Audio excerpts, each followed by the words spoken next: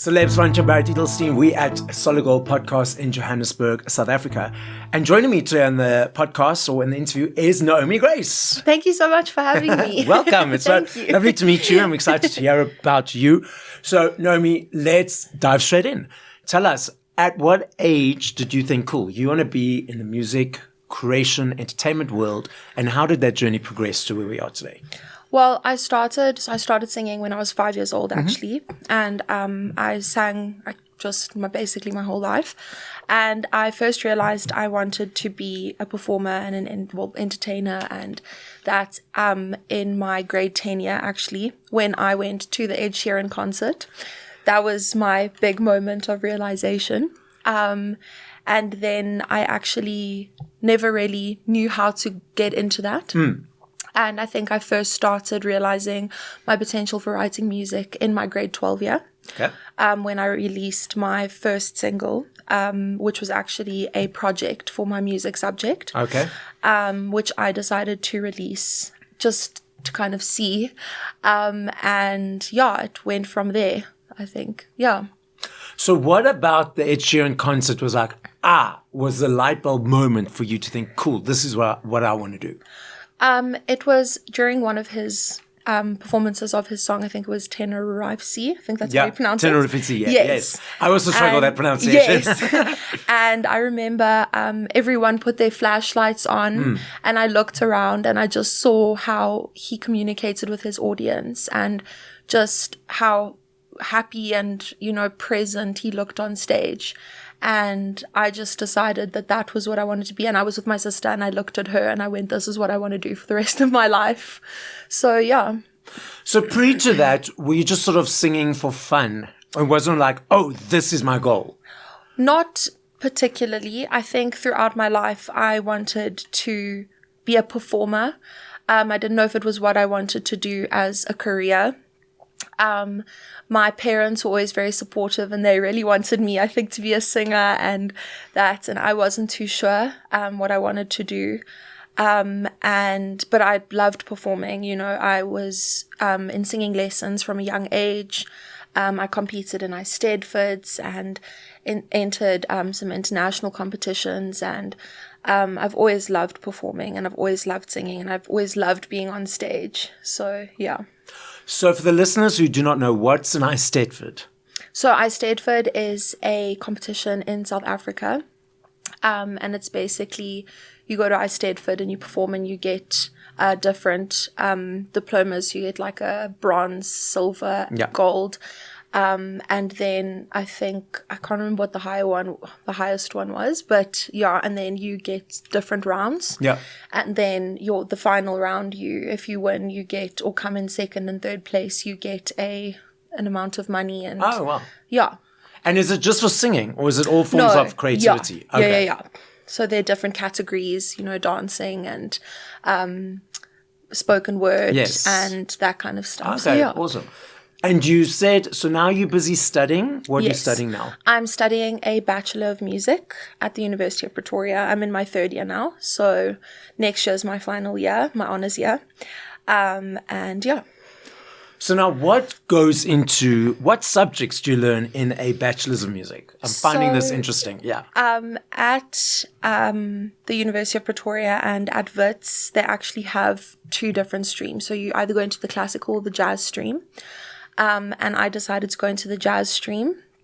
And within that, you do music theory. You do it's called a chamber class, which in jazz would be an improv class where the jazz students are all in the class and you improv and you learn to solo over chord progressions and the rep that you're given.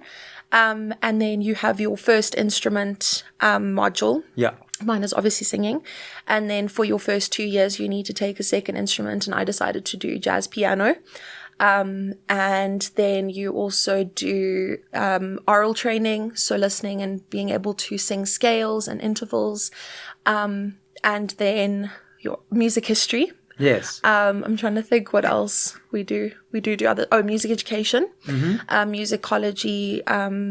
That's music history. And then you also do general music studies where you learn about musicians' health. And yeah. Okay, so now So when you do, obviously you're doing the jazz route. Yes. And then the classical. So is everything related to jazz in all those different subjects? No. Okay. So with your music theory, they do mainly classical music theory, and then they have the jazz theory as well added to that, which the classical and the jazz students have to do. Okay. And we don't go into too much depth in the jazz theory for all the students, but as a jazz student, you go into more depth within your other classes. Yes. So, yeah. So for me, so why, I don't know if this is an answer you know, so it might be a rhetorical question. Yes. So you just tell me, I don't know, if you don't know the answer. Why only jazz and classical are the two avenues? I mean, there's so many different types of genres of music. Would you think potentially, as a person studying that, jazz and classical lays the foundations for the other genres, and that's why that's the two elements or two routes of training, or you're completely unsure? No. So for the classical, obviously, that's your kind of baseline. Most students throughout your learning process of taking music as a subject and, learning music theory, that is basically your knowledge that you need to know. Okay. And for the jazz, I think that they give you that stream because that is where, rock and pop and everything stemmed from. Okay. So I think that's why they do it like that. Okay. Yeah. Makes sense. Now, you reference a couple of terms. I'd like you just to explain them for us who do not know. What are scales? So your scales are what you use throughout your music. It also obviously helps with your oral training. And for example, in your jazz, you get different chord and chord progressions. Okay. And when you're soloing throughout a song, so basically it's scatting, you need to use different scales, and scales are also used for your technical work. That's probably the first thing you learn in your instrument, to basically move. I don't know how to explain it properly, but move along the different pieces of music. You learn how to recognize where there's a semitone or a half step change in your music. Okay. And it's an important thing to learn, especially when you are looking at your music and you need to sight read or you need to learn your pieces.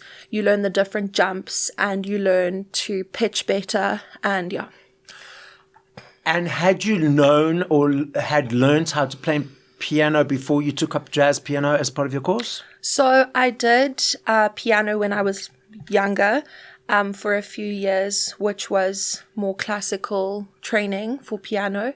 And then I stopped quite early. So when I went into jazz piano, I had some sort of idea, but I'm not the best at it.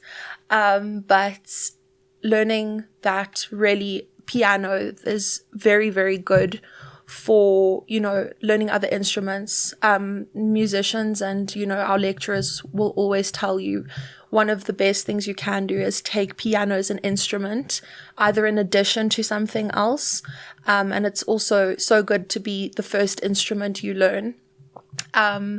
Because even in singing, it helps with referencing, and it helps with music writing. So for me, even though I'm not the most proficient pianist, it helps me with when I am writing a song, putting those different chords, even if they are basic, into my music, especially taking it into production. You can give your producer an idea of what you want it to sound like. Okay, it's interesting. Now, you reference writing your music. So, from 0 to 3 to 4 minutes in creating a song, what is invigorated? What motivates it? What inspires it? Do you always write by yourself or do you collaborate with others? Let's unpack your creative brain and creative process. So for me, the motivation behind my songs is personal experiences, things that I've experienced, things that I feel. And I mean, everybody has their own motivation. Everybody has their own process of writing. For me, mine is always, it depends. Sometimes I get a melody in my head randomly, or I have lyrics in my head randomly. And yeah, that's my process and that's my motivation behind it. I do write by myself. I plan on collaborating with some of the people in my music departments in my year, some friends, and even outside I've made connections with some other people that I really want to collaborate with. So yeah. When you said that a melody comes into your head, again, this might be because you've sort of been doing it for a couple of years, so I'm not sure for you personally now. How do you know that's a fresh melody, as in the sense that it's has never been used before in another song? How do you know that? So I suppose it all comes down to other songs that you know. And then, I mean, if I take it to my producer, he knows a whole lot of songs and he can say, oh, this sounds very similar to that. Okay. So I think that's how I kind of figure that out. Okay. Yeah. But it's interesting because, I mean, there are millions of people, so many songs. Naturally, you would not have had the opportunity to listen to every single song and or know all the tunes and melodies that are out there. Yes. So it's just interesting for me to know, like, how does anyone, not only you, any artist or any creative know, oh, a melody's come through, but how, where has that melody come from? Is it not something maybe I subconsciously picked up while I was listening to another song? Yes. And that's what's coming through. So it's a fascinating conversation. Yes. So actually, 2 other songs that I've been busy writing, the one was inspired by another song that I've heard and that I know. The feel and I guess the melody a little bit, and another one, my other song that I've started writing, same thing. And I think you need to be careful to make sure that you kind of embellish and change it in your own way. Yeah. But yeah, I think that is something important to note. And yeah. So what's coming up next? You say you've got honors next year. Yeah. Obviously busy with that. And you're writing music. So what's sort of rest of the year, next year plan besides that? So I've just finished producing my next song, which I am aiming to release by the end of October. I did want to release another one this year, but there were some things that happened that put a bit of a spanner in the works. So that is my plan for the rest of this year. Also really just building my resume in terms of gigging more and performing more. For next year, obviously I just really want to carry on just releasing singles. And then in the future, either for maybe the end of next year or the following year, releasing my own EP. And then my plan is actually in the following year to move to Cape Town. Okay. Because I just feel like there's a lot of opportunities for me there. A lot of connections as well. And I actually want to start teaching voice on the side. I'm going to be majoring next year in music education. To have that under my belt. Yeah. And I'm also planning on doing my PGSC qualification for teaching. So yeah, those are I think that's a more basic idea of what I want to do. So PGSE, you said? PGSC. PGSC. Yes. So is that to become a teacher? Yes. So basically then a school teacher or just tutoring others with the voice? Yes. So I want to be a vocal teacher. Okay. So just teaching, I think my goal is to teach primary school and maybe the beginning of high school. I don't mind going into a school who offer music and doing that, or going into music institutions and also private lessons. So what do you enjoy about being a vocal coach? So obviously I haven't really had too much experience with it, but I always said I was never going to teach. I didn't want to be a teacher. And one thing that you learn as soon as you get into the music degree is that your lecturers say you are going to be a teacher, whether you like it or not, and you won't realize it straight away. And I think I first realized it when I was helping some of my peers in my degree who were in the younger years with their jazz stuff and just kind of helping them with what I knew. And I just saw the way my lecturers have so much joy from teaching and how influential it is in sharing your knowledge with that kind of thing.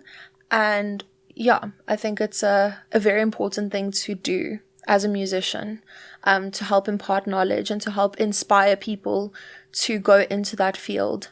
So yeah. And you mentioned you want to add on to live shows or live gigs onto your CV and repertoire. So what do you enjoy about performing live? I think my main thing is communicating with an audience, sharing your music and your experience and allowing them to feel that what they're feeling is not just something that they're experiencing.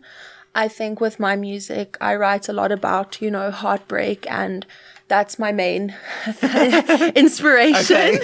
I don't know. I haven't really written. And the other thing is I really enjoy writing about how I feel. And while I do write for myself, once you've released your music, it's not really yours anymore, And I love seeing how people respond to my music.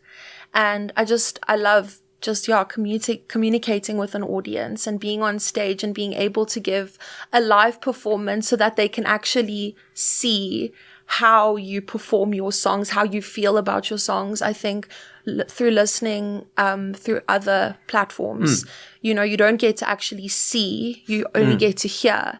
And you hear you can hear what you're putting out through it and through the way you interpret it. But I think for people to be able to see, that kind of thing. And also even performing covers, it's so nice to see the way they join in and, just feel so a part of it and the experience of it and everything. So that's what I love about live performing. Okay, so I've got a point of discussion around this, which I ask a lot of the people that I interact with on the interviews. I'm that dude that's right in front, dancing, jamming. I'll take my cell phone out for 1 or 2 videos, 1 or 2 photos, and I put it away. Oftentimes you find people, or especially you're in the front, they're videoing, they're posting, they're tweeting, whatever, for a portion of the time. Yes. So from the person on the stage seeing phones, does that take away from all those elements you were referring to earlier, or is just where society is at the moment? I think it is majority of where society is. I think it can be a bit daunting, for people to share stuff, because obviously through their stuff, especially as a new musician, they're going to share it, and a lot of people who don't know you are going to see it. And that can be quite daunting. And thinking about, well, if someone sees this, will they enjoy it? Will they be like, oh, I want to go see that person perform? But I think at the same time, it is very beneficial. It's nice to see that people are enjoying what you're putting out so much that they want to share it on social media. But I think it's something you have to adjust to, because it's just the time that we're in. And obviously I'm just speaking for myself here. Yes, actually, yeah. But yeah. It's interesting because I ask all the artists I interview, and everyone's got their own perspective and observation and preference. So it's nice to hear everyone's. Yes. So now I love this game. I know if I had to ask you this question in 2 minutes, 10 years, 20 minutes, 5 minutes, I know your answer will be different every time, simply because there are millions of them. Yes. I understand that and I recognize that. I'm not saying favorite. I'm saying top of mind. If you had to push play to 5 songs by other artists once we finish this conversation, on the drive to Pretoria, what would those 5 songs be and by whom?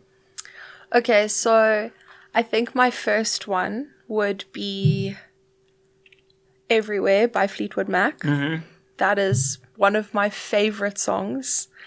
This is quite on the spot. Definitely an Adele song. Top of my head, what's the name of the song now?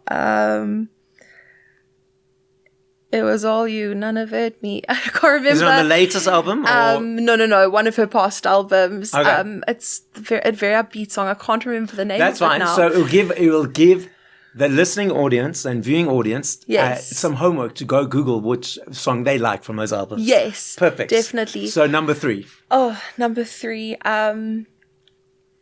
I want to say Akanamali by Sanal Musician. That's one of my favorite songs. Gosh, this is quite If you on can't the think of spot. songs, if you can't think of songs, there's maybe 2 other artists. Will Lindley. I really love his songs. I'm a very big fan of him. I've got another friend of mine, Helena Bowie, who I'm really, really into at the moment, and he has a song Queen that I just love playing in the car. And then I think right now Sabrina Carpenter. Love Sabrina Carpenter. Specifically her song Bad for Business off of her previous album. Okay. Emails I Can't Send. I don't know if that was 4 artists or 5 artists. I don't know where I am It was now. about right. So About right. Yeah, perfect. Yeah. Perfect. Some I need to add to mine. Some already on mine, so thank you for that. So the podcast is listened to throughout the world. As a final message, what would you like to say? In terms of just general, Motivational, about you, whatever comes to mind. I think something that I really love to say, and something that's very on my heart constantly in terms of this industry and performing and being a musician, is that it's very, very scary going into this industry, especially in South Africa. And, one thing I've heard telling people that, oh, I'm a musician and I want to be an artist and a performer, one of the things I hear a lot is, how's that going to be for you financially? How are you going to do that? How are you going to get there? It's very difficult. But I just believe that with hard work and a lot of passion, that it is so, so possible. And it's pushing, and it is just constantly trying to build connections and release your music. But I just believe that if you want to do it, you can do it.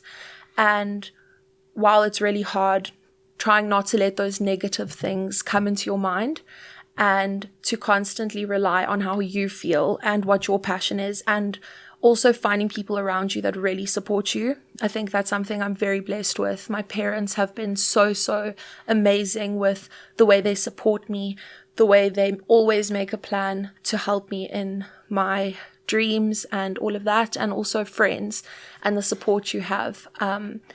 And yeah, that's my main thing. And also just writing what you feel. It's okay to do that. You don't need to impress anybody.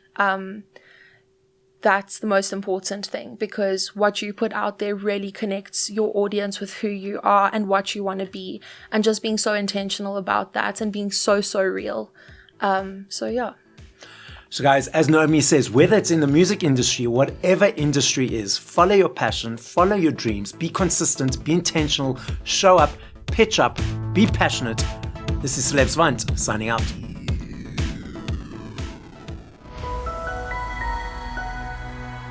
Another production from Solid Gold Podcasts.